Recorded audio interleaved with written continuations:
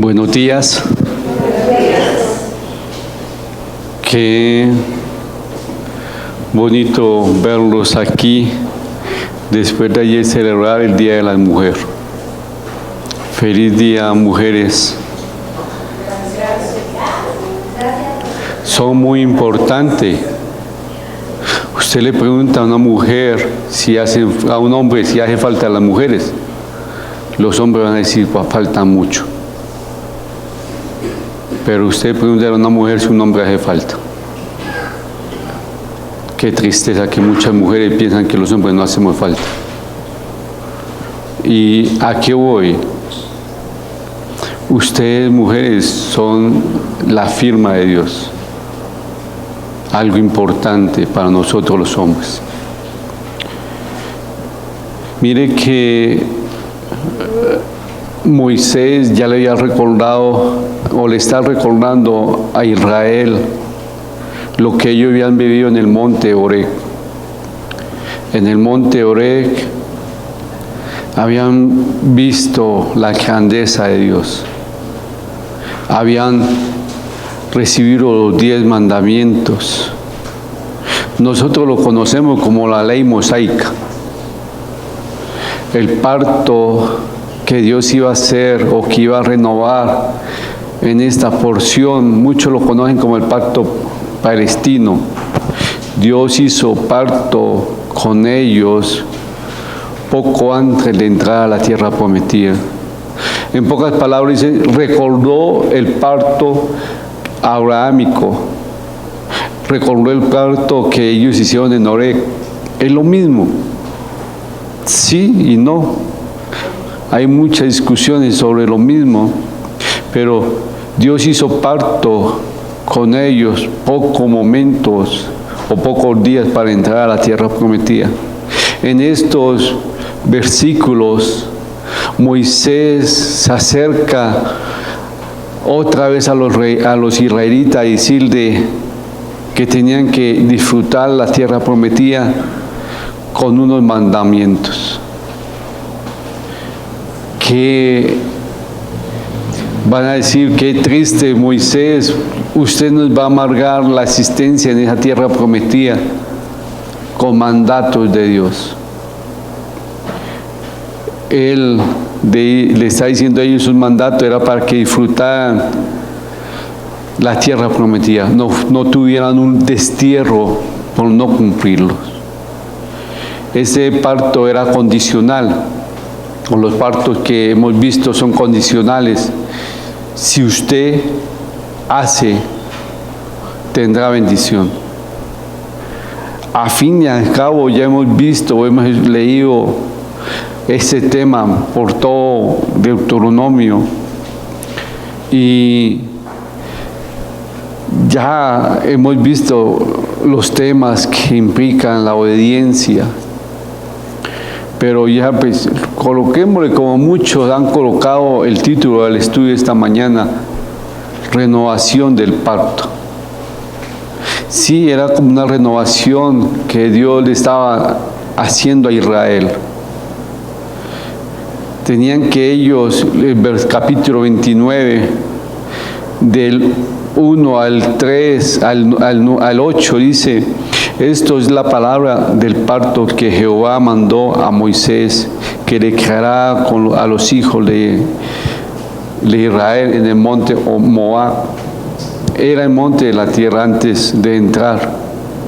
Pero ellos tenían que recordar lo que Dios había hecho maravillas con ellos. Pero ellos tenían que recordar. Otra vez Moisés le dice a ellos la importancia de ejercer la memoria. Tenían que recordar lo que Moisés o lo que el pueblo de Israel experimentó. En el Éxodo, versículo 1 y 3. Recuerden el Éxodo. Dios mismo los anima a tener memoria. Recuerden cuando estuvieron en el desierto caminando como extranjeros y cómo fue Dios tan fiel y los sostuvo hasta que están en la frontera de la tierra prometida. Era importante recordar quién era Dios.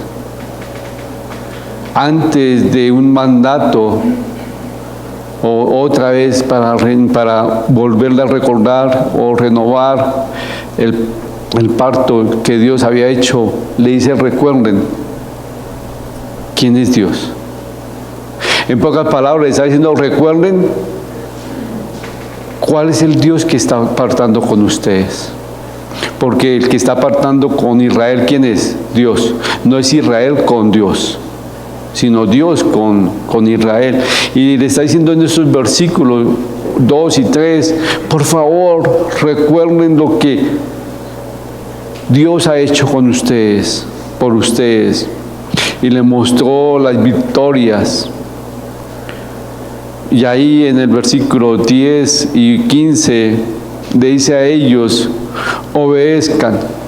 Versículo 9 al 13. Obedezcan las bendiciones, obedezcan. Si quieren ser bendecidos, dependan de la obediencia. Guarden el pacto que era importante y era de vital importancia para que le fuera bien en la tierra prometida. Recuerden que si ellos cumplen, tendrán. Todo el pueblo, del más pequeño hasta el más grande, el más insignificante hasta el más importante, tenía que reunirse para escuchar la palabra. Recuerden que era una nueva generación, tenían que juntarse para escuchar. Versículos 10, 12 y 13. El pueblo que estaba apartando tenía que escuchar lo que Dios estaba haciendo con ellos y con las generaciones futuras.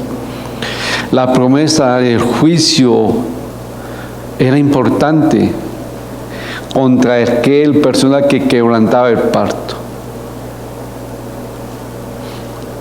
Y eso fue lo que más me impresionó sobre el capítulo 29, los versículos del 16 hasta el 29. Pero me centré más en el juicio de aquella persona que quebrantaba el pacto. ¿Pero por qué? Porque hoy en día a muchos no le importa Dios, ni menos Jesucristo. Muchos pisotean lo que Jesucristo hizo en la cruz. Muchos se burlan lo que Jesucristo hizo en la cruz. El año pasado en un estadio se burlaron de Jesucristo abiertamente. Hoy mucha gente se burla de Jesucristo diciendo que es una religión. Pisotean el nombre de Jesucristo y piensan: tenemos paz, estoy bien. Y es lo mismo que Moisés le está advirtiendo al pueblo de Israel.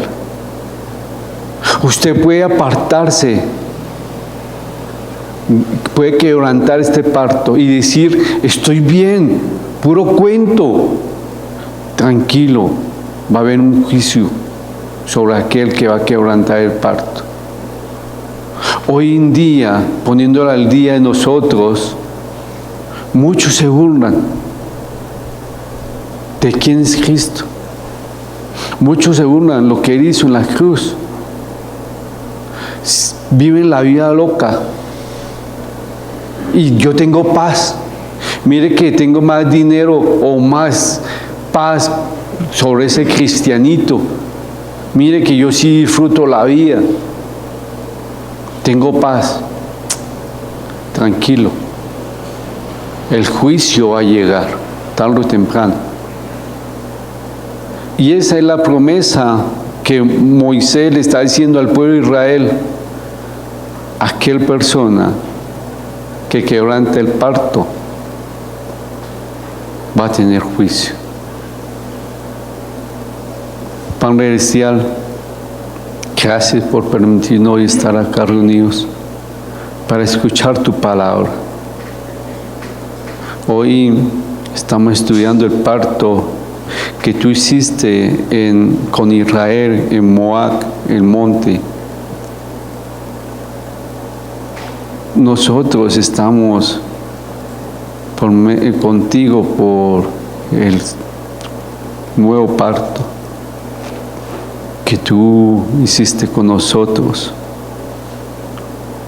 Gracias, Señor, por permitir que nosotros miremos este pacto, las consecuencias de aquella persona que quebranta ese pacto.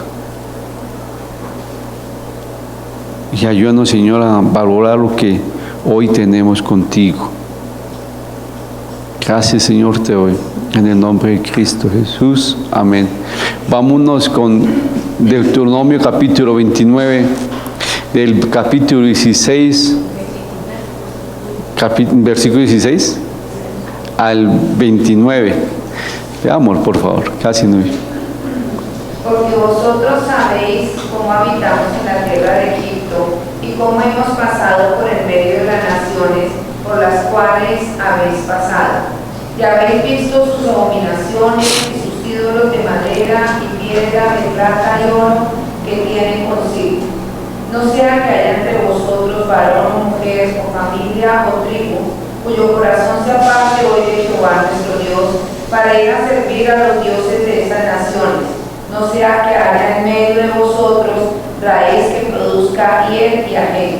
Y suceda que al oír las palabras de esta maldición, él se bendiga en su corazón diciendo: tendré paz aunque ande en la dureza de mi corazón, a fin de que con la embriaguez quite la sed.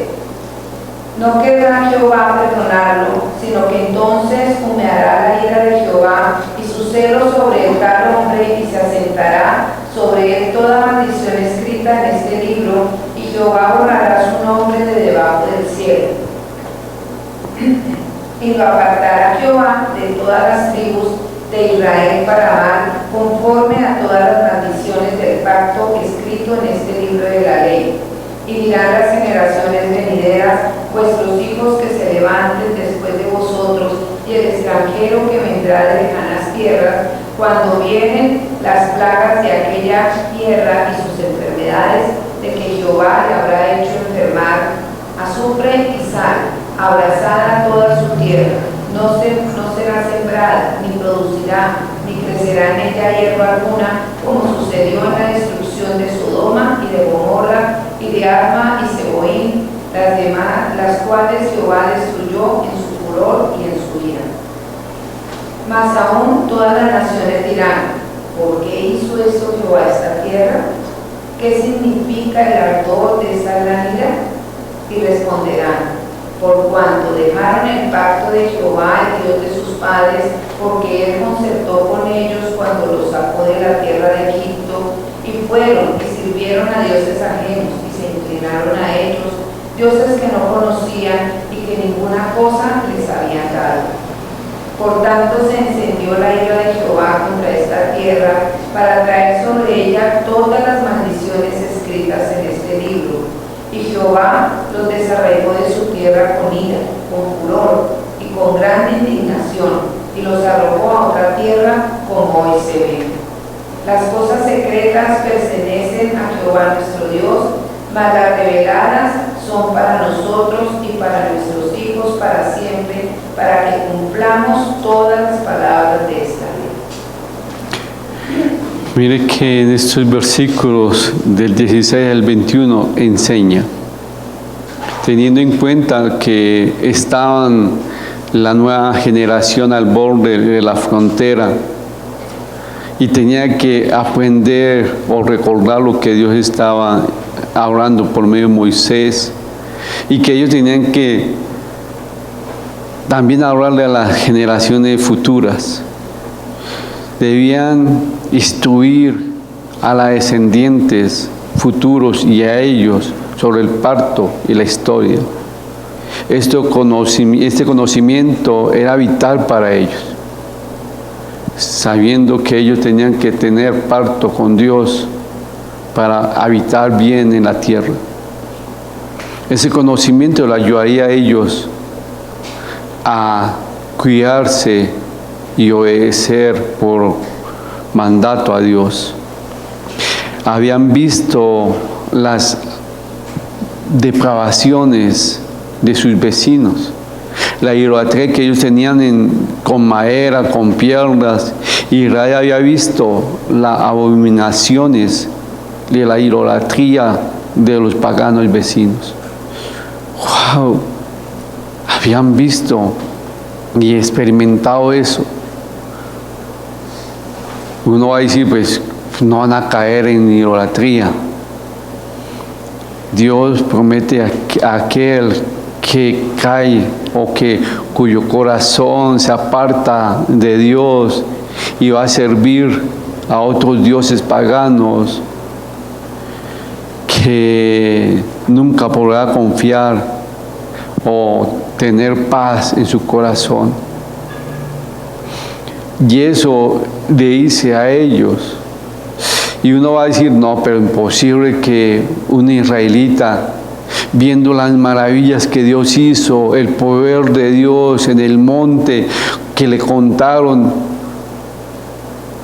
que en su corazón se aparte de Dios y que le sirva a dioses ajenos. Él sabía que iba a pasar. Como hoy sabemos que muchos dicen amar a Cristo con todo su corazón, pero en los momentos difíciles se aparta. En los momentos difíciles, cuando más tiene que depender de Dios, no lo busca. Aquí Moisés le está recordando a ellos: tengan cuidado con apartarse y servir a otros dioses. No podrán confiar que van a tener paz en su corazón. El que bendijere a su corazón diciendo tendré paz, quizá alguien que se haya apartado de Dios y haya ido a los ídolos escuchará las maldiciones de esta ley contra aquel que quebrantó el pacto y piense que ha escapado de cualquier castigo. Iría en su corazón: yo tengo paz. Posiblemente tendrá paz, sensación de una paz momentánea, o una paz como los ciegos, o una paz de ignorantes que no ven el peligro del juicio venidero. Qué triste cuando mucha gente de los pueblos de Israel estaban ciegos y tenían ignorancia del juicio que van a venir. Aunque andes en la dureza de tu corazón, a fin de que con embriaguez quite la sed. Miren, la embriaguez puede dar felicidad mientras dura. Yo no puedo hablar sobre ese tema porque nomás me emborraché una vez. Y esa vez fue para mí fatal. Pero he escuchado que mucha gente que se embriaga es feliz, pero cuando se acaba el efecto del licor, ¿qué viene? El guayao. Y el guayao produce mal. Aquí está diciendo aquella persona que tiene su corazón duro y dice: yo busco embriagarme para quitar la sed. Es como decir aquella persona que toma gaseosa para quitar la sed. No sirve para nada, porque la gaseosa te hace dar más sed por el azúcar. Es lo mismo. Si usted tiene sed, tome agua. Pero la gente en su necedad sigue costumbres. Dios advierte que la paz del justo o del injusto va a tener juicio. Sí, de ambos. No quiere, y acá dice que Jehová no quiere perdonarlo a aquella persona.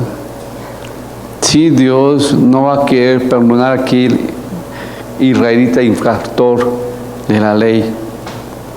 Porque la ley exige ¿qué? Justicia. La ley exige. Dios siempre dice que no hay paz para los malvados, para la gente mala. Y en Isaías 48, 22 dice, no hay paz para los malos, dijo Jehová. Y yo creo que es cierto. Aunque la gente piense que sí, la justicia puede llegar en cualquier momento. Nadie puede abandonar a Dios y escapar de las consecuencias.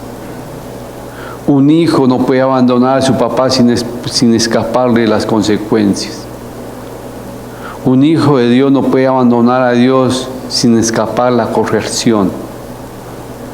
Si es hijo, aténgase de la corrección. Créame. Y acá el pueblo de Israel, el que iba a quebrantar el pacto, iba a tener corrección.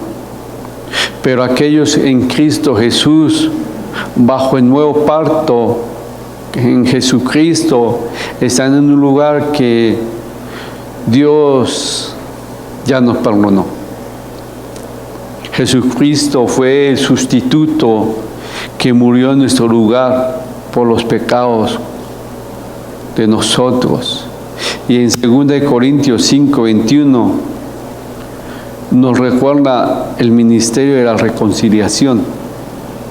¿Qué dice el capítulo 5, 21? Al que no conoció pecado, por nosotros lo hizo pecado, para que nosotros fuésemos hechos justicia de Dios.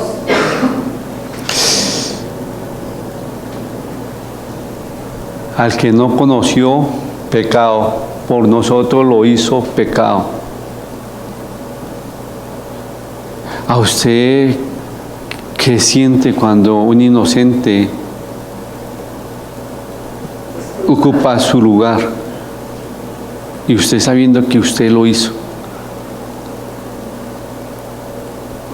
Me recordó Dios una vez que yo no dije porque no lo conocía a él. Una persona inocente pagó por algo malo que yo hice. ¿Y sabe qué? Me da felicidad a mí diciendo, mire, no me poncharon, lo hice. No pasó menos de 2 meses cuando mi paz se acabó. Y Dios empezó a tumbar todas las cosas malas en mi vida, en mi idolatría.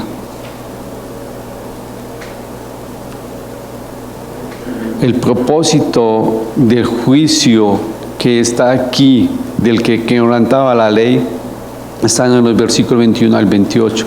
El propósito era traer juicio contra el israelita que quebrantaba el pacto. Pero era muy importante, ¿para qué? Para que la generación tuviera escambiento o dijera, uy, cuidémonos, porque mire lo que le va a pasar a aquella persona que rompe el pacto. El propósito era que las personas estuvieran pendientes, que estuvieran más cuidadosos de esa advertencia, sea advertido y dirija su obediencia a Dios. Y acá demuestra el versículo 28 al 22 al 28 que para el israelita o para el pueblo de Israel, aquel que quebrantaba el pacto era vergüenza, porque sufriría la venganza o la ira de Dios. Y la gente preguntaría, ¿por qué pasaron los israelitas por este destierro o por esa disciplina? Porque habían hecho a un lado el pacto con Dios. Si era el pueblo, ¿por qué le estaba pasando eso? Eso era como vergüenza para un israelita. Dios quería que ellos sintieran vergüenza por aquella persona que quebrantaba el pacto, diciendo, uy, si somos el pueblo de Dios y mire que es malo ver que somos corregidos. ¿A cuánto le gusta ser corregido? No. Entonces, ¿usted por qué corrige mal a sus hijos? Ya. Si a usted no le gusta que lo irriten, ¿por qué corrige mal a sus hijos? ¿Por qué los pone a vergüenza a ellos contra su propia familia? ¿Por qué bota los trapitos al sol? Si a usted no le gusta. Es lo mismo que un israelita sentía cuando alguien quebrantaba el pacto, vergüenza. Hoy en día a nosotros no nos da vergüenza que un hermano en la fe caiga en pecado. No nos da vergüenza señalar al hermano que cayó en pecado. Mire, y que llevaba tantos años. No es de años. Yo cuando veo a alguien que comete un pecado eso, oro por mí también. Si él cayó, Dios tenga misericordia de mí. Eso me lo enseñó una persona que Dios puso como líder mío hace años. Y ella decía, escuchaba que un hermano en la fe pecaba o caía, oremos. Dios tenga misericordia de nosotros. Y yo la miraba porque si él cayó, ¿qué será de nosotros?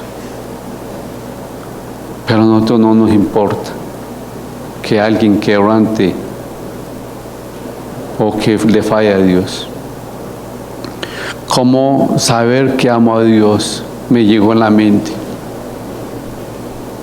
¿Será que yo amo a Dios como lo digo? Y hice un listado de 10 evidencias que amaba a Dios. Personalmente, lo hice así.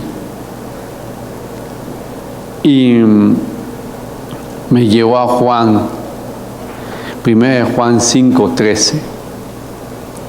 Pues este es el amor a Dios, que guarde sus mandamientos, y sus mandamientos no son quejosos. Sus mandamientos para mí no son un castigo. Y es lo que Él quiere que nosotros seamos. Pero también en Juan, 2 de Juan 6, y ese es el amor, que andamos según sus mandamientos.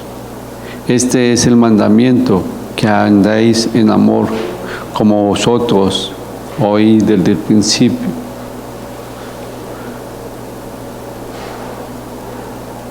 Nosotros no estamos sujetos a obedecer a Dios con un mandato. Cuando fallo,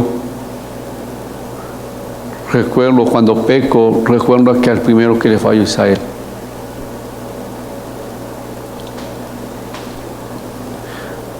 Su vida fue lo más importante cuando Él me mostró que me amaba.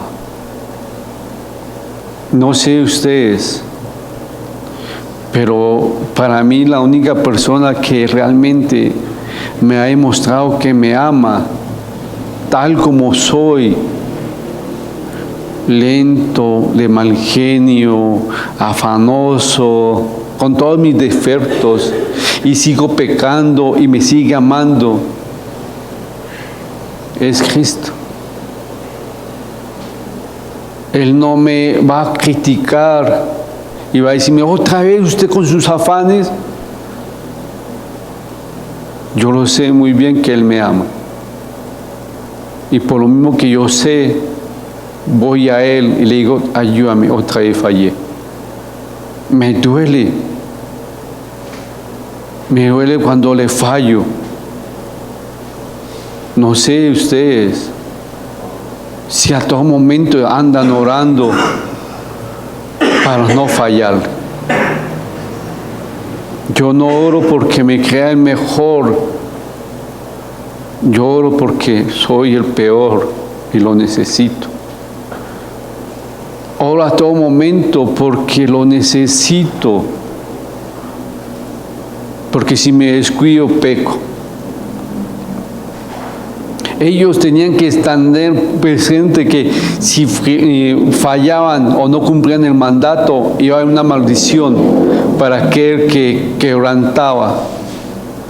Gracias a Dios, nosotros no tenemos ninguna maldición cuando pecamos. Pero si nos duele, ¿a usted le duele cuando peca? ¿Usted le duele cuando dice una mentira? ¿Usted le duele cuando mira a una mujer que no es su esposa? ¿Usted le duele cuando engaña? ¿Usted le duele cuando otra vez volvió a la idolatría con sus hijos, con su esposa, en el trabajo? ¿Usted le duele cuando está en malas conversaciones? Porque hay mucho, parece como que no. ¿Por qué? Porque siguen en ese ambiente. Mire, yo amo muchas cosas, pero no la hago porque ellas me llevan a pecar. No me reúno con muchas personas porque ese ambiente me lleva a pecar. Perdónenme, pero yo soy tan débil que necesito alejarme para no pecar. Yo he tomado la decisión por amor a Cristo. He tomado la decisión de decir, tú no me conviene, ahora quiero, pero hasta ahí. Porque esa amistad o esa compartir con esa persona me va a llevarme a pecar. Y me ha dolido. Porque Él dio su vida por mí. Y yo no sé cómo demostrarle que lo amo, sino viviendo para Él, pensando en Él. Pero muchos piensan hacerlo como le estaba demandando Moisés al pueblo de Israel. Le toca, es un mandato. Si no, mire las consecuencias. Nosotros no hacemos, ya no vivimos por eso. Nuestro parto es ¿por qué? El nuevo parto. Por gracia. Por amor. Yo no hago las cosas. Y yo me miraba y yo decía, Señor, perdóname. Y ayúdame a apartarme de lo que me lleva a pecar. Sí, son mis luchas diarias. Pero usted, ¿qué está haciendo con sus luchas diarias?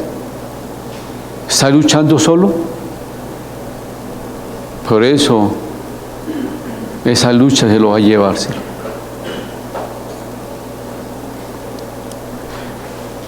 El título es recordar. ¿El qué? Renovación del parto, pero es recordar el parto cuando hay una renovación. Mire que cuando la gente me dice, yo quiero hacer la renovación matrimonial, y yo, ay, qué tan rico, vamos a hacer un curso. ¿Pero por qué? Porque si usted va a renovar, tiene que mirar en qué falló, qué fue lo que destruyó, para que Dios sane. Yo quiero recordar que Cristo está vigente en mi vida, todos los días. renovar mi relación con Él. ¿Y cómo renuevo mi relación con Él? Viendo que estoy fallando. Porque mi relación y vale más. Señor, te doy muchas gracias por este momento.